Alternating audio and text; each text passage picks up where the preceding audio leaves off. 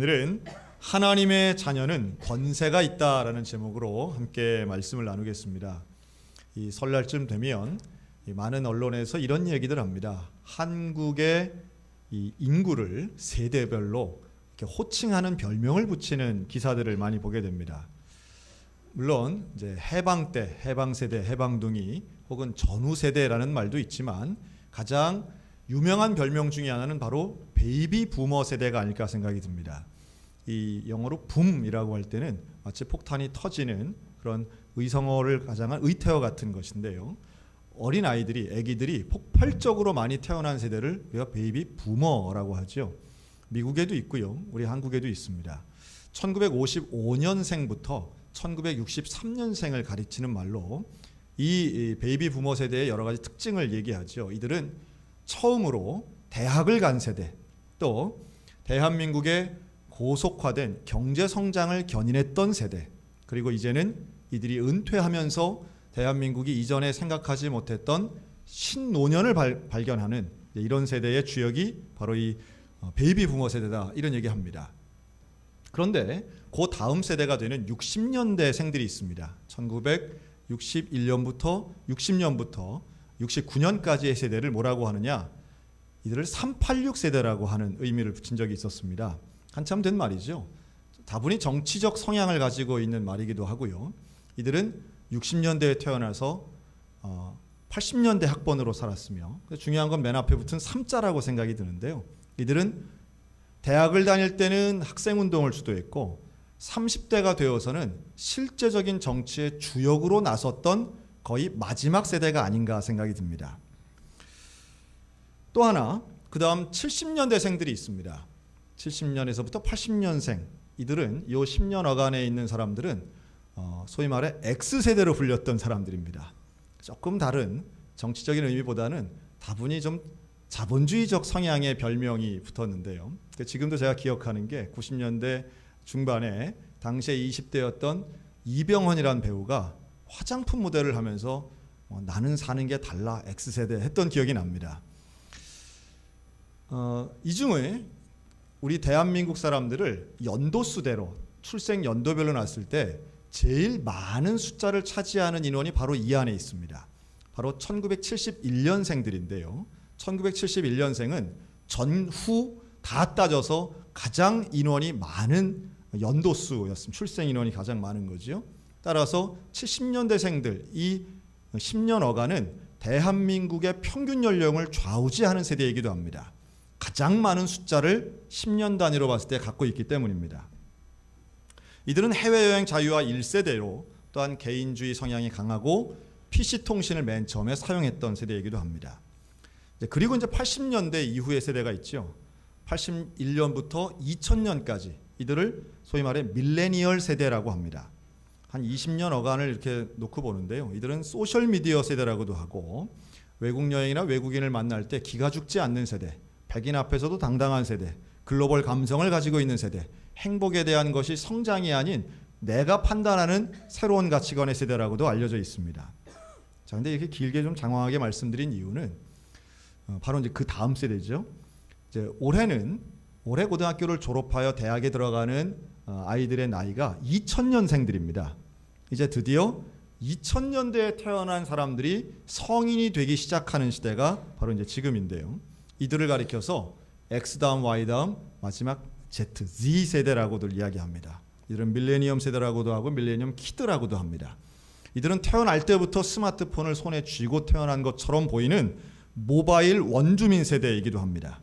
이들은 배우는 것이나 자기의 의견을 표현하는 게 이전 세대와는 완전히 달라서 유튜브 세대, 넷플릭스 세대라고 불리어지고, 이들은 영상과 미디어에 아주 본능적인 민감함을 가지고 있는 세대이기도 합니다. 또 가치관이 완전히 다르기 때문에 장기적인 투자나 기존에 있던 제도들을 불신합니다. 그래서 은행이나 보험 같은 제도도 이들에겐 통하지 않고 장기 투자를 거절하기 때문에 앞으로에 있는 경제 생태계도 달라질 것이다 라고들 예측하고 있습니다. 목사님 그런 걸 어떻게 다 아세요? 라고 하지만 저는 전문가가 아니라 제가 그냥 읽은 거를 말씀드리는 것 뿐입니다. 자, 그렇다면 이렇게 다양한 세대, 물론 이걸 일반화할 수는 없을 겁니다. 사람마다 분명히 다르지만 세대 차이라는 것이 있지요. 그래서 나이가 들수록 나이 차이가 많이 나는 사람과 대화하는 것이 점점 힘들어집니다. 기술의 격차도 있고 표현의 격차, 또 심리적인 격차는 이루 말할 수가 없습니다. 이럴 때 어떻게 해야 될까요? 그런 차이가 많은데 오늘 제가 말씀드리고 싶은 것은 교회 안에는 이런 다양한 세대가 함께 있습니다. 그런데 다양한 세대가 있으면서도 서로 소통하지 못하는, 특별히 이런 설 명절 같은 때는 더더욱 그렇죠. 최근에 청와대 청원에 그런 게 올라갔다지요. 명절을 없애주십시오. 어른들은 어른들대로 불쾌하고 젊은 사람은 젊은 사람들대로 힘들고 평소에 잘하면 되지 왜 명절날 길 막히는데 그게 돌아다닙니까? 이게 청원자의 변이었습니다. 아마도 말도 안 되는 소리다 이런 분들도 계실 것이고, 또 어떤 분들은 그래 그게 내가 원하는 바야 이런 분도 계실지 모르겠습니다. 문제는 우리가 조금 더 정말 사랑하고 하나가 되기 위해서 우리에게 있는 공통분모가 무엇일까? 한번 이 생각을 오늘 말씀드리고 싶습니다. 한번 따라할까요? 우리는 모두 다 하나님의 자녀입니다. 자, 하나님의 자녀라고 할 때 전제가 있습니다. 한번 이렇게 얘기할까요? 한 번만 더 따라하겠습니다. 우리는 모두 같은 아버지가 있습니다. 네, 같은 아버지 누구예요? 하나님 아버지가 우리 모두의 한 아버지이신 줄로 믿습니다. 한 아버지를 둔 같은 자녀이기 때문에 세대가 아무리 달라도 우리의 생각과 감성이 좀 다를 수는 있어도 우리 모두가 하나 될 수 있다라고 하는 거예요. 오늘 이 하나님 아버지에 대한 말씀을 좀 드리고 싶습니다. 우리가 자녀라면 당연히 아버지에 대해 알아야 되겠죠. 그런데 이 하나님 아버지를 만나는 것, 오늘 아주 중요한 요한복음 1장 12절의 말씀은 예수 믿는 사람이라면 정말 많이 들었던 말씀, 우리 모두가 거의 암송하다시피 하는 말씀입니다. 영접하는 자, 곧 그 이름을 믿는 자들에게는 하나님의 자녀가 되는 뭘 주셨대요? 권세를 주셨다고 말합니다. 이 영접이라고 하는 말, 우리가 얼마나 많이 듣는 말인지 몰라요. 우리 교회 안에서. 영접은 맞이하는 거죠. 웰컴하는 겁니다. 환영하는 겁니다. 그런데 이 영접하는 자를 어떻게 설명하느냐? 곧 그 이름을 믿는 자가 영접하는 자라고 말합니다.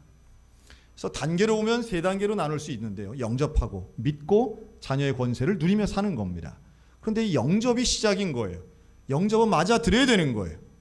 내 안으로 모시는 거예요. 믿음을 가지고 내 마음의 문을 열고 예수 그리스도를 내 안에 모시면 하나님의 자녀가 되는 권세를 누리며 살게 될 줄로 믿습니다.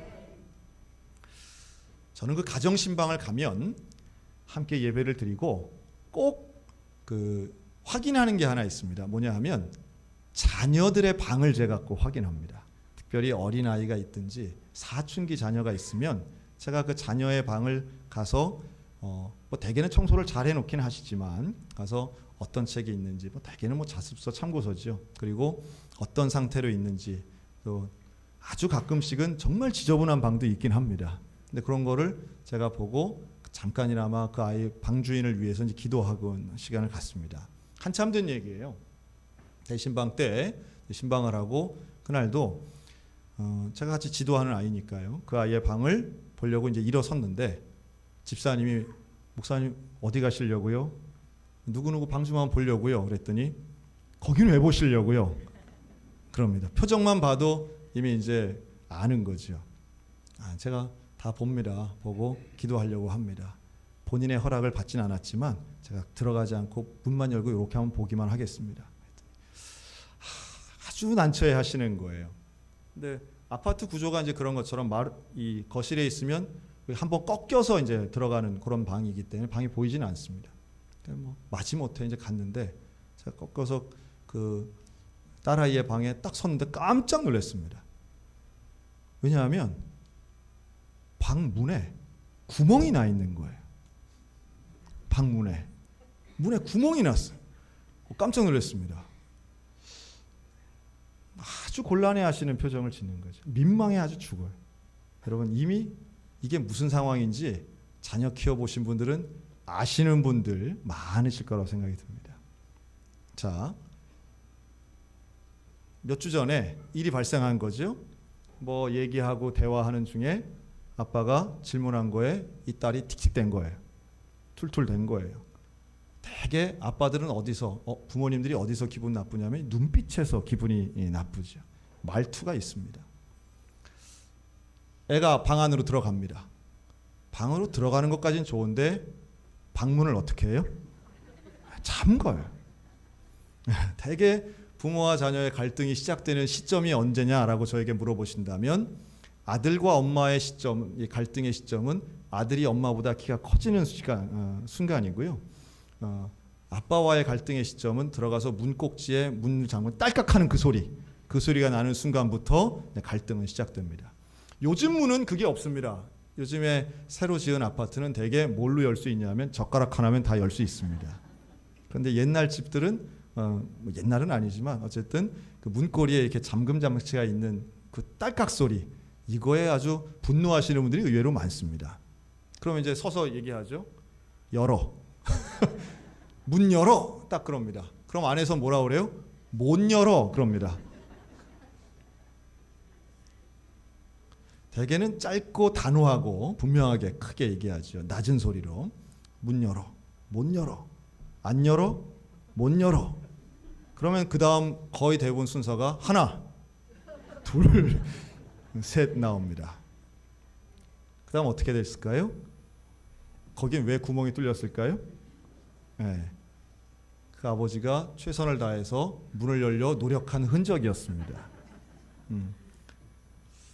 자, 그랬습니다. 충분히 이해가 되고 그렇다고 제가 문을 부신 적은 없는데 그분 발은 어떠냐, 집사님 발은 어떠냐 제가 오히려 걱정을 좀 했습니다. 제가 그런 얘기를 한 기억이 납니다. 부모가 문을 억지로 열 수는 있죠. 그런데 문을 억지로 열면 열수록 자녀의 마음은 다칠 수밖에 없다는 겁니다. 명백히 자녀가 잘못한 겁니다. 부모들은 언제나 자녀가 잘못하는 모습이 보여요. 실수하는 모습이 보여요. 그냥 두면 뻔하게 잘못 선택할 것이 보입니다. 그럼 어떻게 할까요? 고쳐주는 거죠. 잡아 끕니다. 너 거기 가면 안 돼. 너 그거 만지면 안 돼. 너 그거 선택하면 안 돼. 그건 어리석은 짓이야. 그건 안 돼. 그럼 어디로 가야 됩니까? 여기 가야지. 이거 해야지. 이거 골라야지. 우리는 정답을 정해주고 정답을 가르쳐주는 일에 어릴 때부터 참 익숙하게 살아온 것 같습니다. 그런데요, 우리 아버지 되신 하나님은 어떤 분이신가? 우리 예수님은 어떤 분이신가라고 하면 계시록 3장 20절 아주 유명한 말씀이죠. 볼지어다 내가 문 밖에 서서 두드리노니 누구든지 내 음성을 듣고 문을 열면 내가 그에게로 들어가 그로 더불어 먹고 그는 나로 더불어 먹으리라.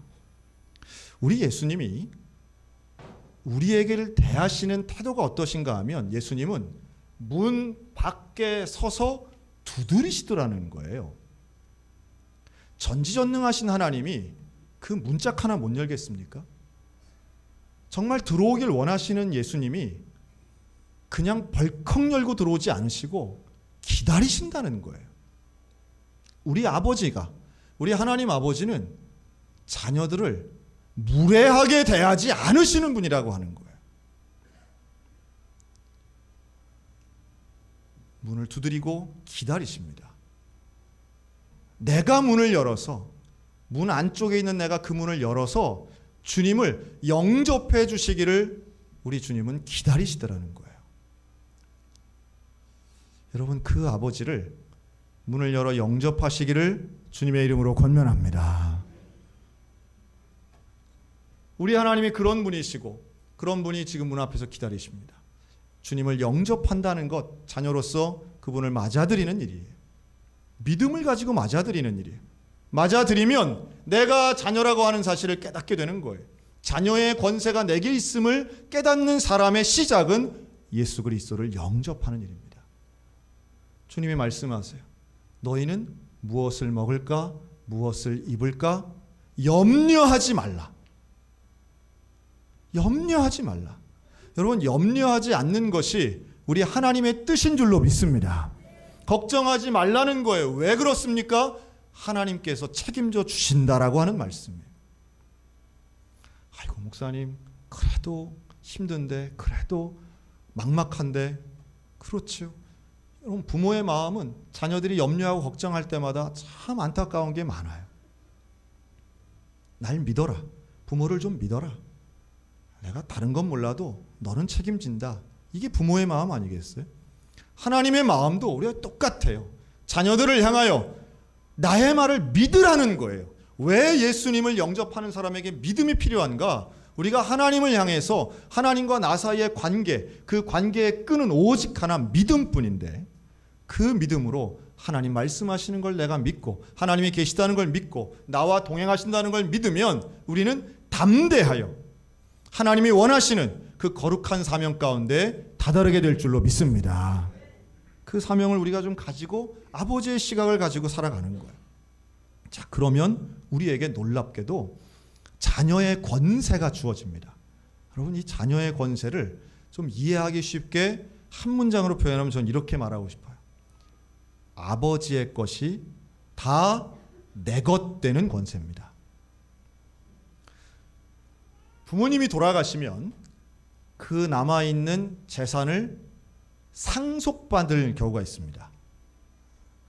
상속받는. 그런데 여러분, 상속받을 때 자격이 뭔지 아세요?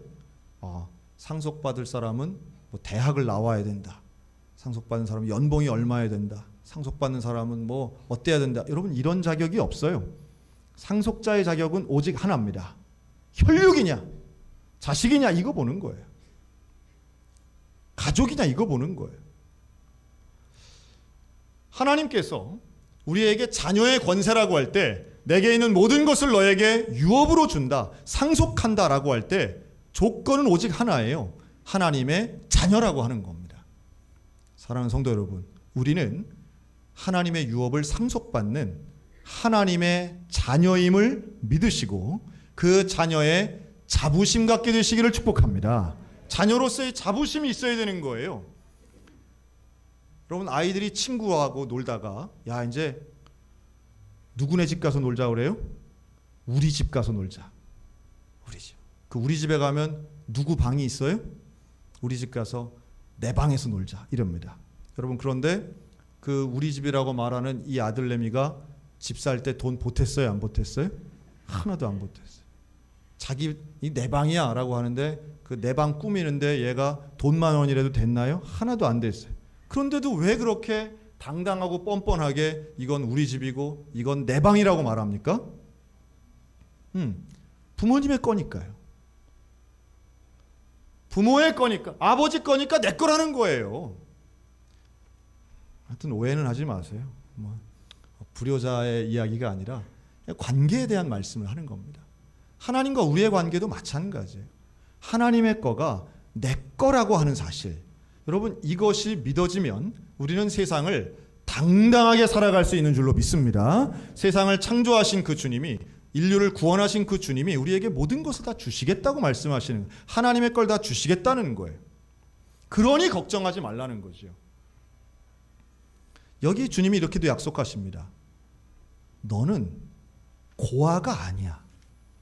너는 고아가 아니야. 내가 너희를 고아같이 버려두지 아니하고 너희에게로 오리라. 요한복음 14장 18절 말씀이에요. 고아는 버림받습니다. 버림받은 거예요. 그러나 고아가 아니라는 거예요. 육체의 부모님이 안 계신 분들 계실지 모르겠어요. 그러나 그런 경우를 우리 고아라고 하지만 영원하신 우리의 하늘 아버지는 우리를 고아라고 말씀하지 않고 우리를 자녀로 말씀하십니다. 그리고 얼마나 사랑하시는가 하면 우리에게 모든 것을 주시도록 사랑하는 거예요. 그런데 그래요? 하나님 걸 다 받았는데 왜 내 인생은 이렇게 부족한 것 같습니까? 라고 하시는 분들 혹시 계실지 모르겠어요. 하나님이 하늘의 권세를 주시고 하나님의 것을 다 주셨다는 말씀은 이렇게 표현할 수 있습니다. 한번 따라할까요? 나는 천하보다 귀합니다. 하나님은 우리 한 사람 한 사람을 천하보다 귀한 존재로 여기시는 줄로 믿습니다. 우리를 사랑하시는데 천하보다 귀하게 여기시고, 우리를 사랑하시는데 예수 그리스도를 십자가에 희생하도록 우리를 사랑하신 거예요. 왜요? 우리가 하나님의 자녀이기 때문입니다.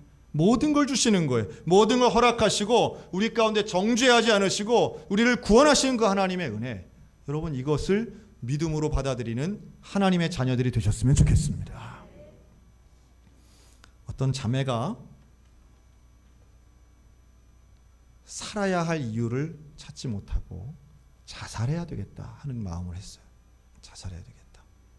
그리고 이걸 주변의 몇몇 사람에게 나 더 이상 살고 싶지 않아 이런 말을 했습니다. 그랬더니 친지들도 찾아오고 뭐 와가지고 이런저런 얘기들을 합니다. 야, 너 자식들을 생각해야지.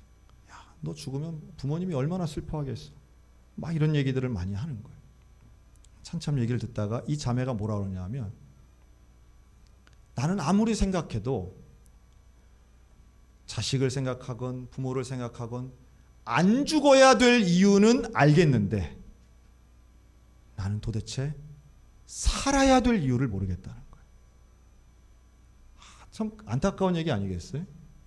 그러니까 뭐 관계를 이런 걸 저런 걸 다 생각하면 내가 죽으면 슬퍼하니까, 내가 죽으면 더 힘드니까 그냥 안 죽는 게 그냥 죽는 것보다는 낫겠지라는 생각을 하는데, 그렇다고 해서 하루하루를 내가 왜 살아가야 되는지, 무엇을 위해 살아야 될지, 어떻게 살아야 될지 전혀 모르겠다는 거예요. 참 마음 아프지요. 하나님의 자녀가 되는 권세라고 하는 것은 하루하루를 억지로 살아내는 삶이 아니라 주님과 동행하는 영광된 삶이고 기쁨의 삶이고 당당한 삶인 줄로 믿습니다. 우리에게는 하나님의 자녀의 권세가 이미 주어져 있는 거예요. 주어졌고 하나님이 주셨고 약속하셨기에 우리는 이것을 믿음으로 받아들이면 우리 매일매일의 삶은 하나님과 함께하는 거룩하고 온전한 삶이 될 줄로 믿습니다. 여러분 이것을 좀 전하셨으면 좋겠어요. 하나님이 원하시는 소원이 자녀된 우리에게 똑같이 소원이 되었으면 좋겠는데, 하나님의 소원은 분명합니다. 이 땅에 있는 모든 사람들이 하나님의 자녀가 되는 것입니다. 다른 나라에 그 하나님의 자녀가 되는 걸 전하는 걸 우리는 선교라고 하는 거죠. 자, 우리가 제일 먼저 전해야 될 대상이 또 있습니다. 가족을 전도해야 되는 겁니다. 여러분 이번 명절에는 만나는 가족들을 축복할 뿐만 아니라 복음을 전하여 하나님의 자녀 되는 한 아버지의 자손 되는 가족 전도의 열매가 있기를 주님의 이름으로 축원합니다. 우리 그래야 되는 거죠. 그것이 우리의 소원이요 하나님이 정말 원하시는 겁니다. 이런 일들을 이루는 방법 하나만 소개한다면, 우리에게는 예수의 이름을 사용할 권세도 있는 줄로 믿습니다. 예수의 이름을 사용할 권세를 우리에게 주셨어요. 우리가 간절히 기도하면 기도의 제목을 가지고 기도하고 마지막에 무슨 이름으로 우리가 기도합니까? 예수 그리스도의 이름으로 기도합니다. 그 예수 그리스도의 이름을 사용할 권세를 우리에게 주셨으니 그 이름으로 기도하면 무엇이든지 원하는 대로 구하라, 그리하면 이루리라 약속하신 줄로 믿습니다. 우리가 매면 매이고 풀면 풀리는 역사가 예수 그리스도의 이름으로 이루어지는데, 이 모든 것이 자녀의 권세 가운데 있다라고 하는 거예요. 사랑하는 성도 여러분, 오늘 우리 가운데 이 하나님의 자녀의 권세가 있기를 주의 이름으로 축원합니다. 예수 그리스도를 영접함으로, 믿음으로 영접함으로 자녀의 권세를 누려서 당당하고 평안한 삶을 매일마다 누리며 살았으면 좋겠습니다. 이번 명절 온 가족이 하나님의 자녀가 되고 믿음으로 하나 되어서, 제가 이럴 때마다 늘 신경 쓰이는 분들이 있습니다. 만날 가족도 없고 뭐 할 명절 차릴 것도 없는 분들도 분명히 많은 걸 압니다. 하늘아버지의 위로와 하늘아버지의 격려가 있으시기를 축원합니다. 또 주님과 동행하는 그 믿음을 가지고 당당하게 사시기 바랍니다. 우리 아버지가 하나님이야. 조금 좀 다른 이야기지만 그럼 예수님이 나의 형제 아니겠어요? 예수님은 우리에게 형제라고 부르기를 주저하지 않으신 분입니다. 그 예수님의 이름으로 온전히 기도하여 오늘도 승리하며 나아가는 하나님의 자녀 권세를 누리며 사는 우리 모두가 다 되시기를 주님의 이름으로 축원합니다.